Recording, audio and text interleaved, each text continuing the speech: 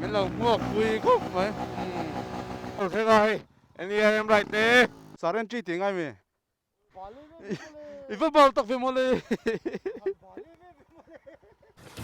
zan lol mi kha so ngai pa sia khan hala hi Assam University hi brick siam na ne teng he Mizoram ka admi hai thank you Hello, welcome to Mizoram, the silent city of India. Mizoram kan lu don chi ni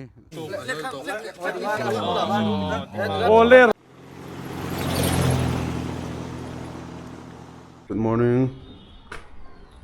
Dariat le achan ver to hi kan khan na ni mission compound ho hi kan pai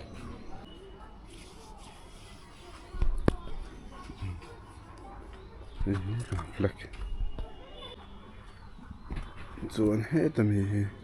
Himalayan tribe flag om ba an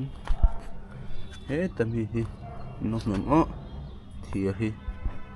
hi ake che ta din kar na tor ni ake pam na chuan hei di how hi a tube spare how kan right le a bel na turang chi ha mana langai lo ni zo bia fela e kan hak me ka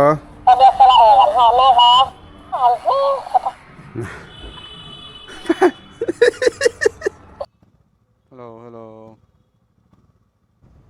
dar ko le minute somli pangar to athana hian zo kan lai lowa da Mizoram House pia vela puri sabji ve kan ayanga suve zeu ni ome he KTM Ecoven tu na Silchar bypass road lama kan kal do na dinglam panga pe na ngai don ni dinglama kal to ro sta son dinglam panga wrong side na ron chan le top zela la thela to chu vain hon he me tam kha poi lo hela helama chuan an hongai bok lo an ma ni pon nuam an ti zok ta hian dinglam panga kan pe nga kan tum dan chuan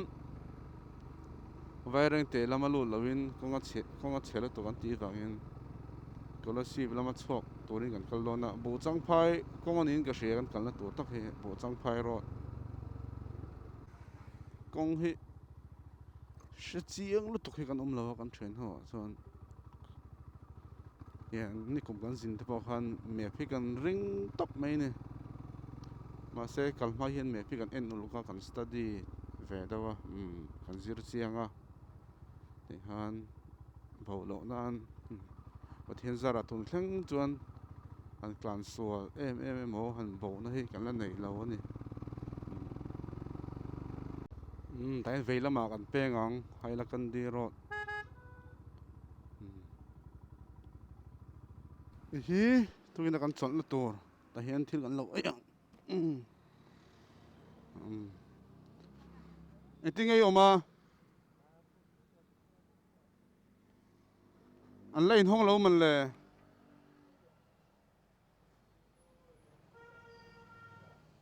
kholai ke baya en hong em hong ni chu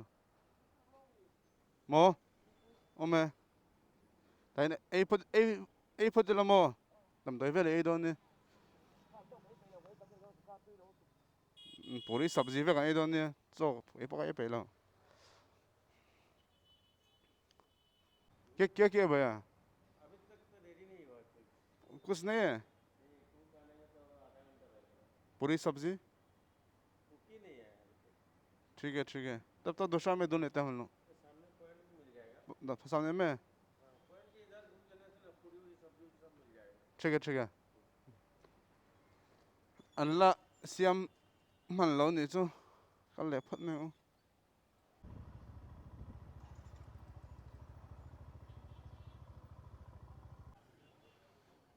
thầy kan ei top don ni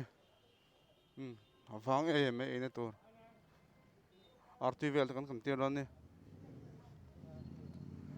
भैया पूरी सब्जी है पूरी सब्जी है चावल है कौन सा चावल है एक का नहीं में तो मेंนี่ไงดูหมอไอ้มันตะเลยล่ะอาร์ตุยกันเวลตะเลยล่ะदो प्लेट है भैया 2 प्लेट हाँ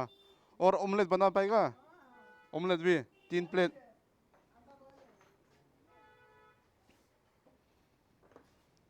मिजोरम का आदमी है इंडियन है हाँ आप लोग इतना गाड़ी देखते थे मालूम होता तो हालत खराब है अच्छा हाँ very bad condition of your bike it सीज that you travel so long road हाँ अब तो बहुत इंग्लिश जानता है अब इंग्लिश बहुत जानता है मैं इंग्लिश पढ़ा हूं हाँ हम लोग इधर बहुत घूम के आ चुका है हम लोग बहुत घूम के आ चुका है इसका वजह से गाड़ी भी पूरा गंदा हो गया कार्बेट में क्या ये जाएगा हाँ जाएगा हाँ हाँ हाँ ये रास्ता से हाँ तो आप मिजोरम कौन जगह जाएगा मिजोरम आइजोल में जाएगा आइजल हाँ बालू है कौन-सी फाइसेन इधर से दूर है फाइसेन फाइसेन हैं फाइसेन यहां से जाना हाँ आप सीधा हाँ राइट साइड में टेंपल है हाँ डाउन उतरने के बाद हाँ आगे दुकानों का ऐसे दुकानों का है हाँ लेफ्ट हैंड हाँ ये हाँ ठीक है दादा जाएगा thank you thank you thank you भैया कोई कह नया आदमी मिल जाता है कहाँ से ये दुनिया बहुत बड़ा है भैया हाँ हाँ गाड़ी रास्ता खराब है ना अगर इधर से जाएगा तो आप बोईरोबी होके जाना पड़ेगा हाँ बोईरोबी बोल के एक है हाँ भैरवी तरफ में हम लोग जाएगा भी ठीक है तो आपको हाइलाकंडी रोड जाएगा हाँ हाँ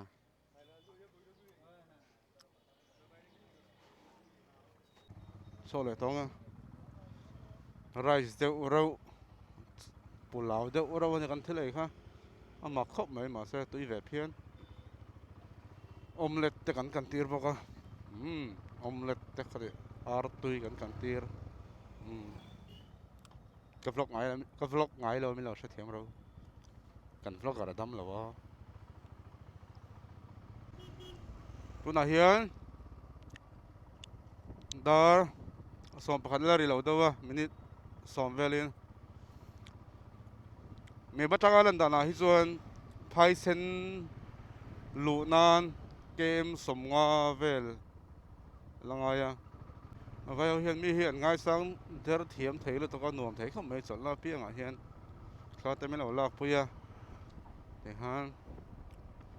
มันเฟลเทเขาไม่ไว้เขาปะไรดาร์ฮีอันง่ายสังเวเราแล้วตัวอาจารย์จะให้ลำปังเห็นเกลียมปนเกลียมอ่ะจินไว้ปากค่ะพุทธปากค่ะอินไปกับหัวสดแต่ก็รอนก็ฟังก็รอนปั่นฟังเจ้ากับหัวใจก็รอนตกอาเตียสาวจงพวกเรามองเวทีเพี้ยนะสกัดหัดถกอันนี้ว่าแม่เขียนได้ใส่ดานะครับส่วนเราเห็นบริกเสียมนั่นนี่เตียงเฮช่วงอาเฮียนั่นรอเตียงนักครูช่วงอาช่วงก็เป็ดโรลกันลูทุนงอันว่าตั้มเวเป็ดโรลป้อมาวางตอนนี้ยังอันลูแน่ไหม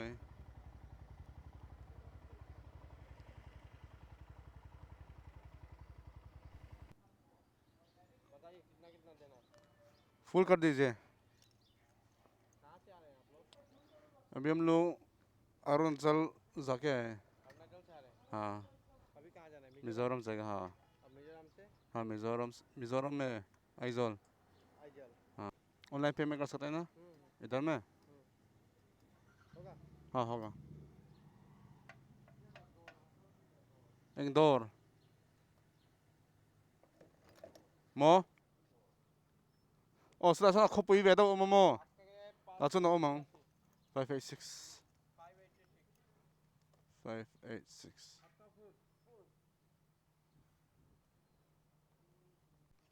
हाँ हाँ हाँ अभी मिजोरम जाएगा हम लोग हाँ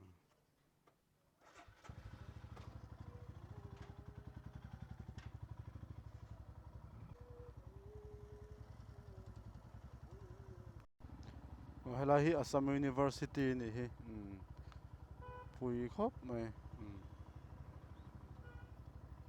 compound pon nei zau lu tok me pa tanga lan dana kha chuan slo pa poson ni vek ani sa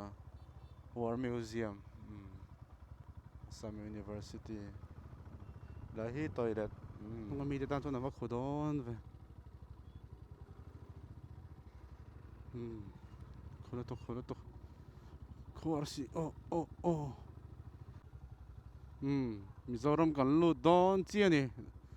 dar som pani le mini somli pangani ani Phaisen Scholarship District kan lo lu tang kan klong moi khop mai dil hey Mizo mu tur panom tane MZ05 le no me so da son duty outpost oma kalang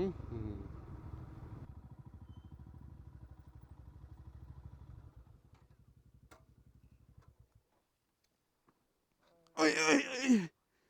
saren chi tingai me arun chala akal themi sar kan lo me o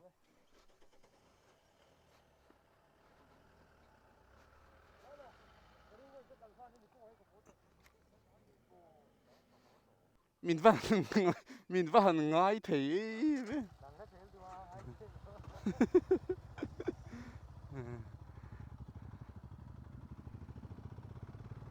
kan lu te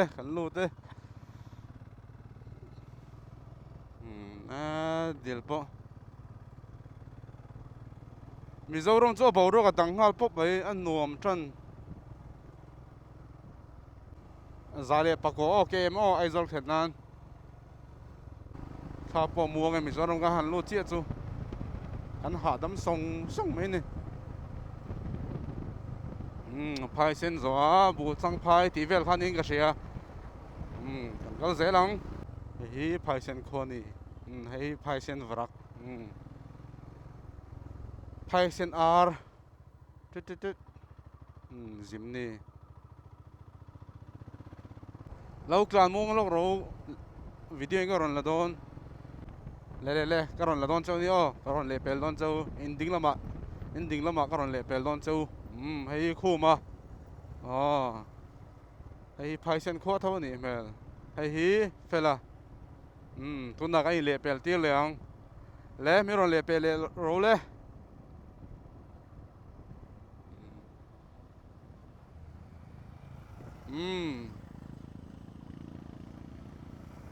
boss khuma kan klong pathian zara kal zelang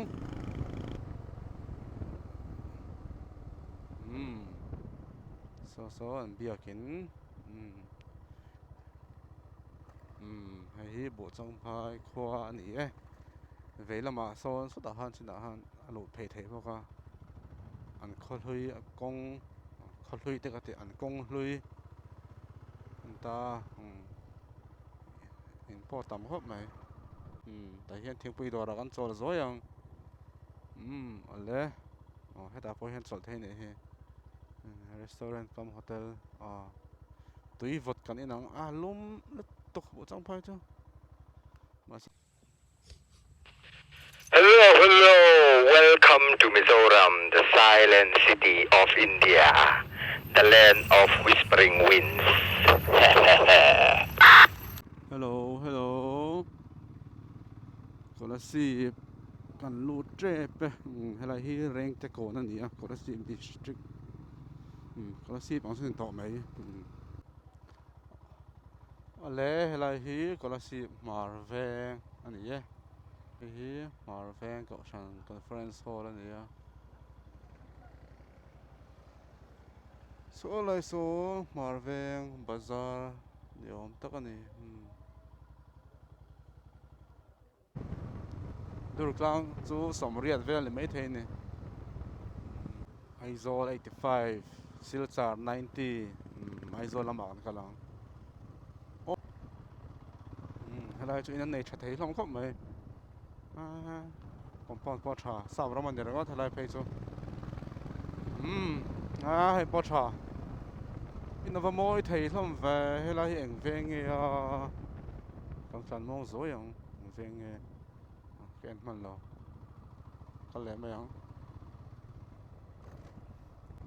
Anin chu van moi thei em ve helai chu Helai chu nuam don ni he Helai in po moi lu to Hiu moi lu to Hei po nal Heta hian kan chuak e sumo ho pon kal zel ani khata han ole Heta kan peng zoi don ni kan kalma saru kalru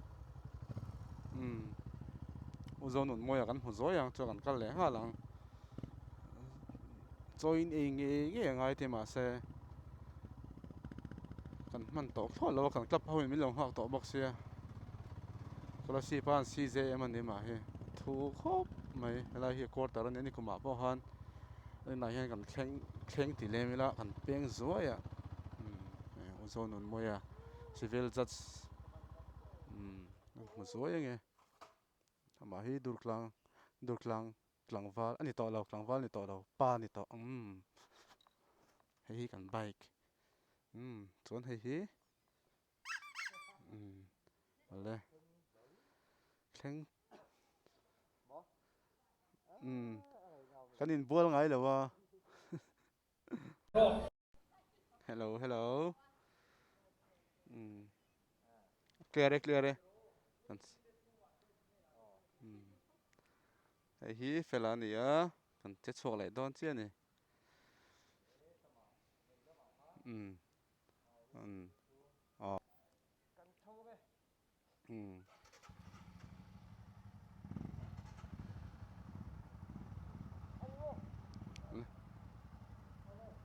ole kan lom lu tuk e ole helai hi kola si pania uzon nun moi chunga kan lom hle ni ei tur thui tak me lo siam saka cold drinks te me lo siam sak baka kan lom tak zela ni hei hi an quarter khan ni kan pen na kha uzon nun moi a kola si pa durklang pa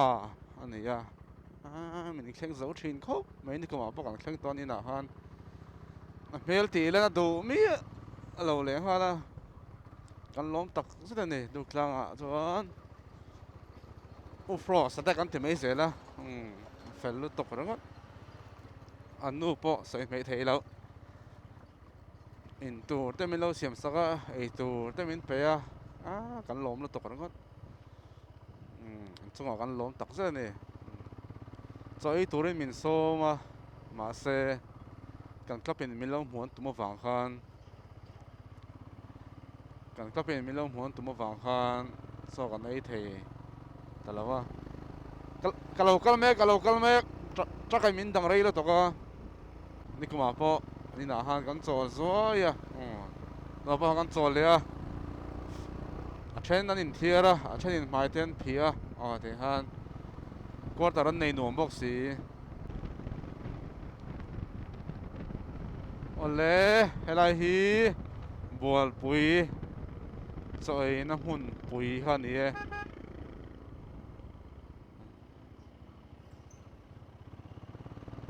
tiếng kha lo om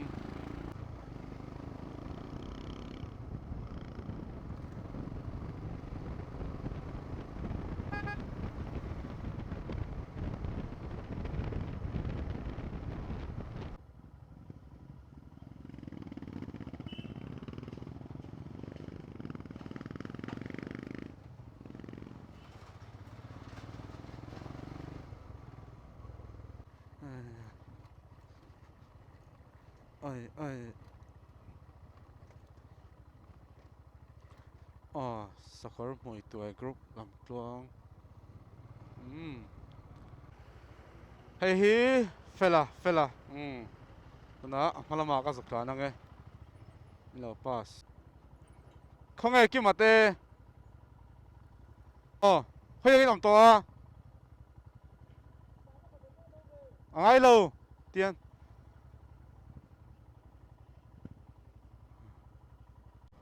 tiếng á với lâu hay lại hết còn phải đai sản nó còn lại khan này mình pass alo một rồi lên alo một chiếc lắm lại hết còn phải đai sản hoa khan này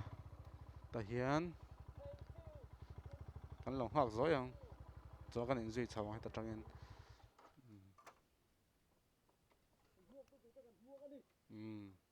ale không phải chào em iva bal về nó tiếng nghe iva bal về iva bal tắc về mole không niệm không anh này lẹ lao hay chun này lẹ lao anh nó khen nghe hay lên tuổi bốc so kim tê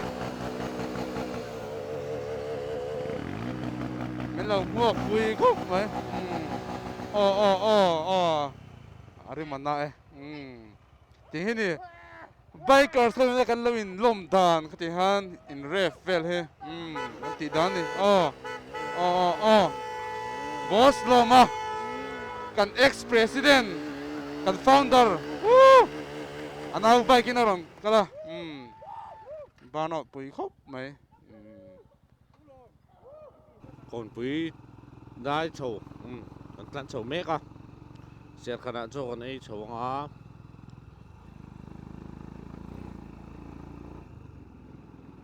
ai ki hi ka right ve thei si lawa hianin kon pui dai tang ka right don ni kan nalama chol arem chi lawa kan buai em chuwang chuanin ka chol thei talawa na hianin siat khan lam kan pan meka an chou meka hill chief lampang atang hill chief lampang hi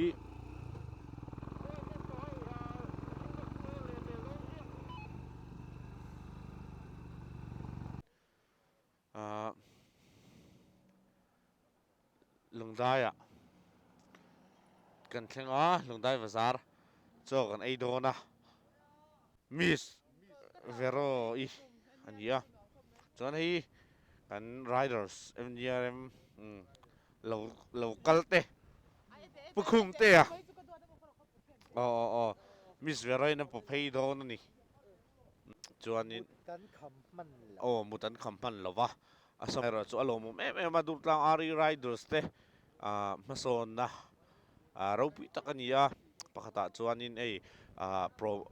an promote me ma kan riders te han chuanawa an fit tlanga an taksalama po fit te nga ya tawang kleng dur tlang ari riders te an han kal thei hi an fakom me ma hello giàn lón mình hả cho mai pa siat khan siat khăn rong siat khăn lung dai te ka lo siat khăn chỗ là mấy cái lùng đai rồi lung dai ti cái ta kan hill chief lam cao nào te cái in talk so hay cho kan eco mà này ka soi dik sim tui khop mai kim te hian zanin e man hi perfect dona lomong tak le tani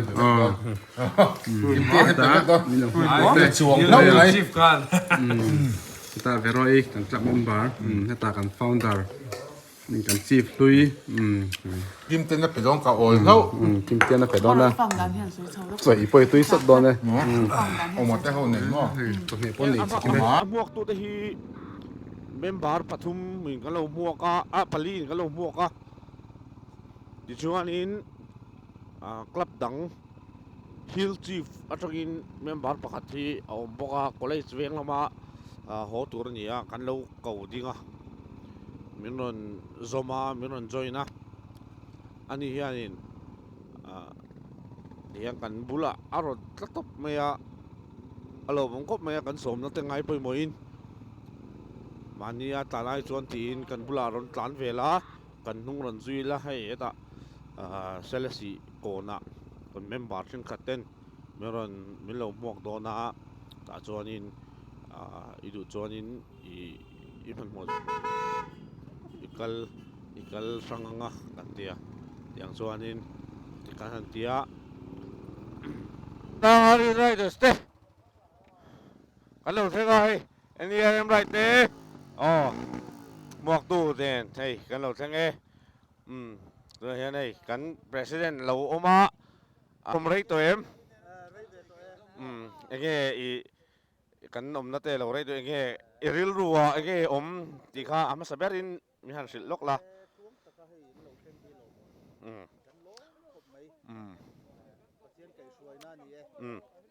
cán president in atia soanin hay cái anh hi nula rim te ngai mo exam do ni anh kan senior advisor te lo boka talo hle me ya chuanin mok tu po te mo zong te chu kan oma lo hle mai chuanin heta hianin heta kan langa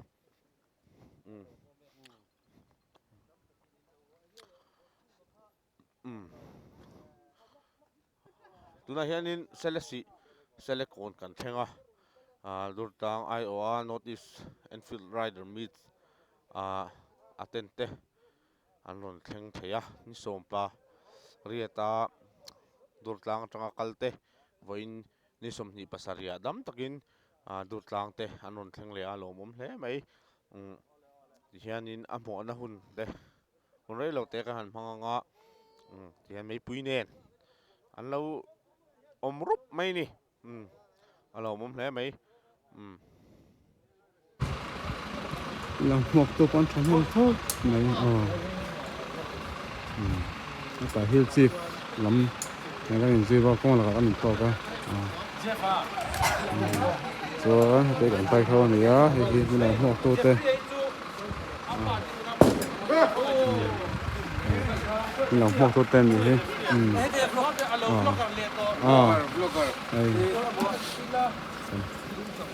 lòng mọc tu tên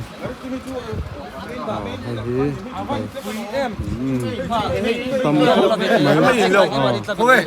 ateka intar le ala lòng tu tên gì hết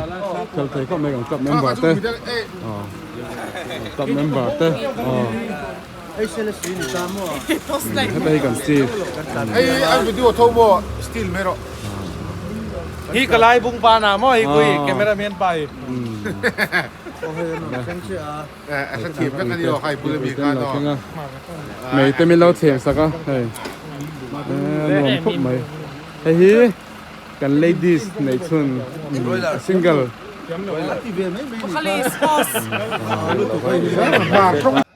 bo cả anh này hay làm luang à motor po mối khóc mày ta pate à motor po hey tôi bike thar khani này cảm thấy lôi mày nuông khóc này Here's Steve. Here's Steve. Hey, found the field.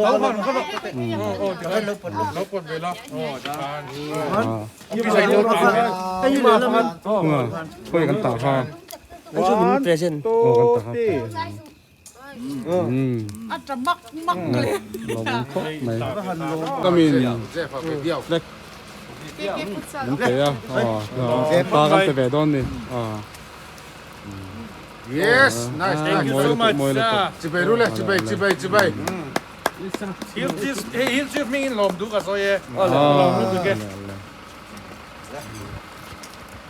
Alo, ko matuang ka din ram sana. Chito te kanina nga. Đây, cái ta hay cái president tên. Kan mo te nan ei chape si do hey. Hay. Amok tu ten kan ei te do na ni hi. Momo potam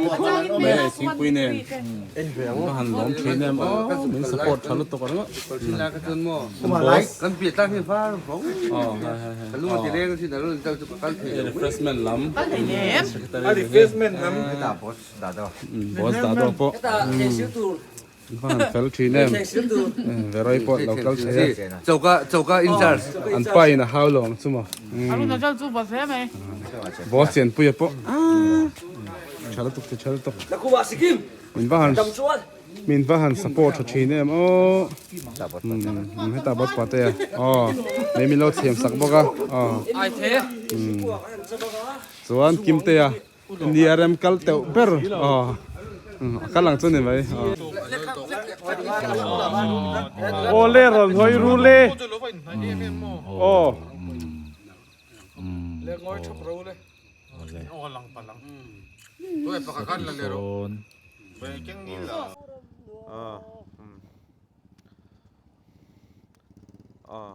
kan nula so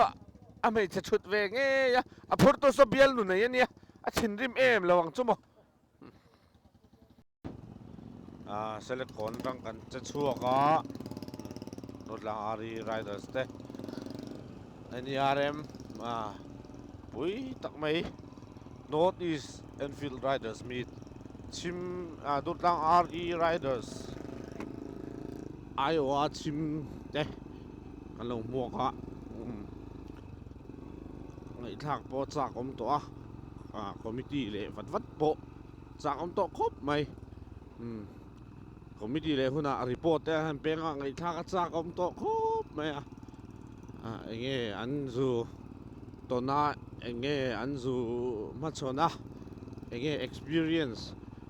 club tan masona te omem ti te khading song te po anun hon chau durangai la ngai thak te po chak om to thian thar tam tak te anzu chara tin chu mai ba ka kan club durtlang ari riders te anti ming tra em ma an promote na sa la shanghai lo tam tak te an oma chung kara mi sang thum zanga riders te in hu khom na durtlang RE durtlang ming an ti thatela ni ti hi shiat te la poi mo ko mai durtlang RE riders riut ni lawin durtlang khoming an ti thatela ni ti hi shiat tel la poi mo tawang hial han kalve ni ka chung khop mai ole durtlang kan thleng ta pathian zara kan tluang khop mai durtlang po lo vot le khop mai vot lo tok boss bas fela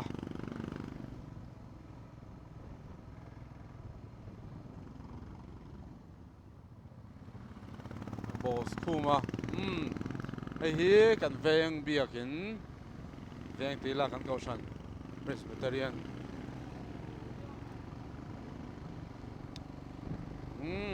kuma tena kan chol zuai ang chuan kan hoang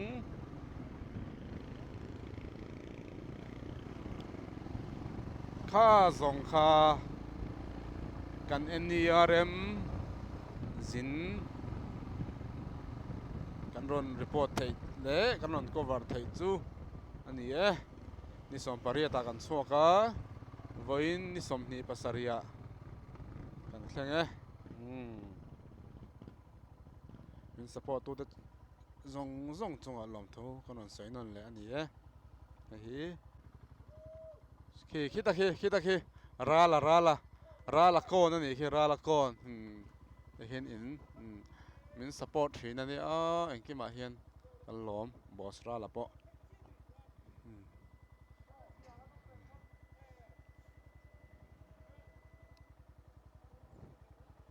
min lo huak tu ten lo thlen bel le zele soma a single a number chu hnuai kan lo da lang durtlang a chak ber chopo he ber in va bal tak ve mole in va bal ve mole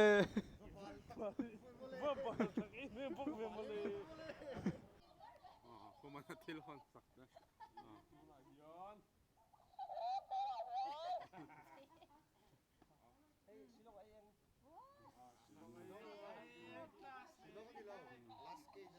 last game